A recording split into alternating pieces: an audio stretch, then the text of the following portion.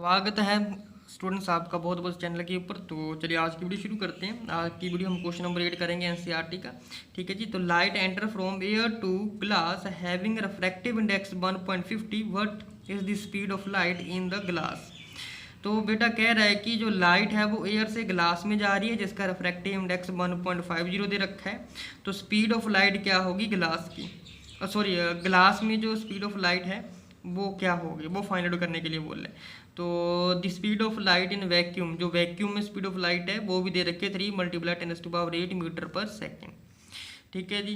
तो सारी चीज़ें जो भी रिफ्रैक्टिव इंडेक्स दे रखा है, स्पीड ऑफ लाइट दे रखी है, तो फॉर्मूला जो यूज़ कर लेंगे जो मैंने आपको लिखवाया है, या क्या होता है कि रिफ्रैक्टिव इंडेक्स किसके बराबर है, speed of light in air divided by speed of light in glass, यानी कि C/V। तो रिफ्रैक्टिव इंडेक्स ग्लास का दे रखा है तो ये आ जाएगा 1.50 मल्टीप्लाई स्पीड ऑफ लाइट लिख लेंगे, speed of light and medium निकालने हैं, दोनों को आपस में रीअरेंज कर लेंगे। तो 3 × 10⁸ 150 ये सॉल्व करके 2 × 10⁸ मीटर पर सेकेंड आ जाएगा। नेक्स्ट क्वेश्चन है find out from table given below the medium having highest optical density, also find the medium with lowest optical density.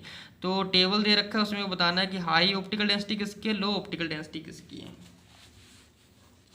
तो ये वाला जो है टेबल दे रखा, हाई ऑप्टिकल डेंसिटी किसकी होगी इसमें और लो ऑप्टिकल डेंसिटी किसकी होगी।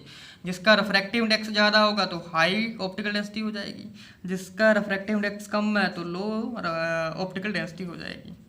ठीक है जी। तो नेक्स्ट क्वेश्चन आ जाएगा बेटा, you are given kerosene, turpentine oil and water, in which of these does a light travel faster. तो कैरोसिन, टर्पेंटाइन ऑयल और वाटर दे रखा हमें, तो कह रहा है कि तीनों में से किस में सबसे ज़्यादा लाइट ट्रैवल करेगी तेज। Use the information give in the table, table में ये दे रखा है। तो आप करोगे क्या, यहाँ पर बेटा एयर और वाटर और टर्पेंटाइन ऑयल, इन तीनों में से बेटा आप देख लोगे कि सबसे ज़्यादा रिफ्रैक्टिव इंडेक्स किसका है। जिसका सबसे ज़्यादा रिफ्रैक्टिव इंडेक्स होगा उसकी जो स्पीड होगी वो कम होगी, बिकॉज ऑफ जो स्पीड होती है लाइट की वो इनवर्सली प्रोपोर्शनल होती है रिफ्रैक्टिव इंडेक्स की। ठीक है जी।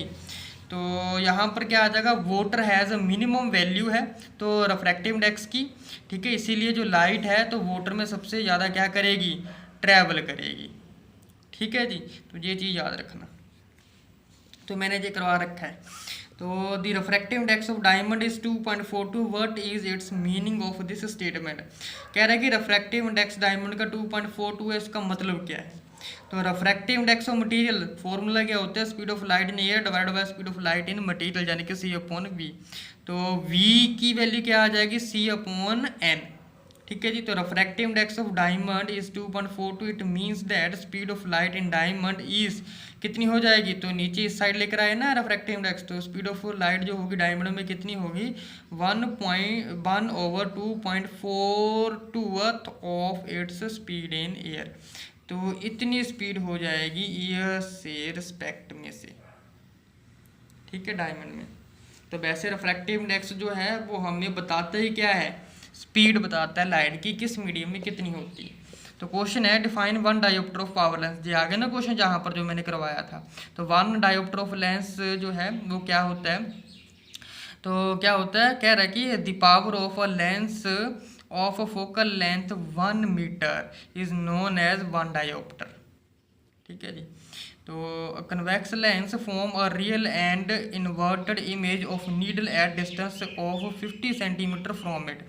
एक कन्वेक्स लेंस है वो रियल और इन्वर्टिंग इमेज बना रहा है नीडल की, जिसका डिस्टेंस जो है 50 सेंटीमीटर फ्रॉम इट है।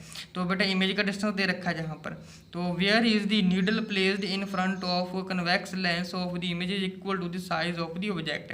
तो यहाँ पर कह रहा है कि ऑब्जेक्ट हम कहाँ पर रखें कि जो नीडल की इमेज है वो सेम साइज की बने जितनी की इमेज है। तो क्या दे रखा है कि इमेज का डिस्टेंस दे रखा है V।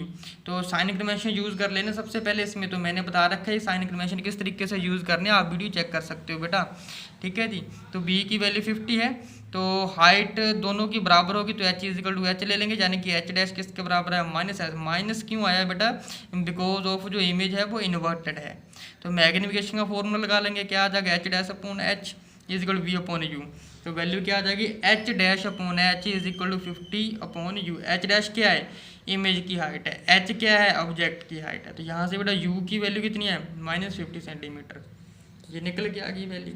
अच्छा ये तो कटी जाएंगे ना, क्योंकि एच डैश और एच दोनों बराबर हैं, तो ये दोनों कट जाएंगे, तो यू की वैल्यू अल्टीमेटली 50 के बराबर आ जाएगी। ये ऑब्जेक्ट का डिस्टेंस निकल के आ गया। तो अब यहाँ से बेटा हम पावर निकाल लेंगे। पावर कैसे निकालेंगे? फोकल लेंथ से।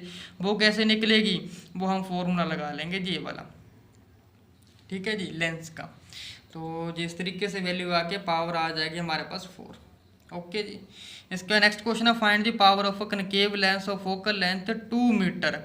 अब पावर फाइंड आउट करनी है, तो पावर निकालने का फॉर्मूला क्या होता है? 1/f, ठीक है। तो f की वैल्यू क्वेश्चन में दे रखी है 2 मीटर, तो 1/2 आ जाएगा। और साथ में कनकेव लेंस है, तो उसकी पावर यानी फोकल लेंथ माइनस में होती है, तो इसीलिए माइनस आया जहाँ पर। तो डिवाइड करेंगे तो -0.5 डायोप्टर आ गया जी, ठीक है जी।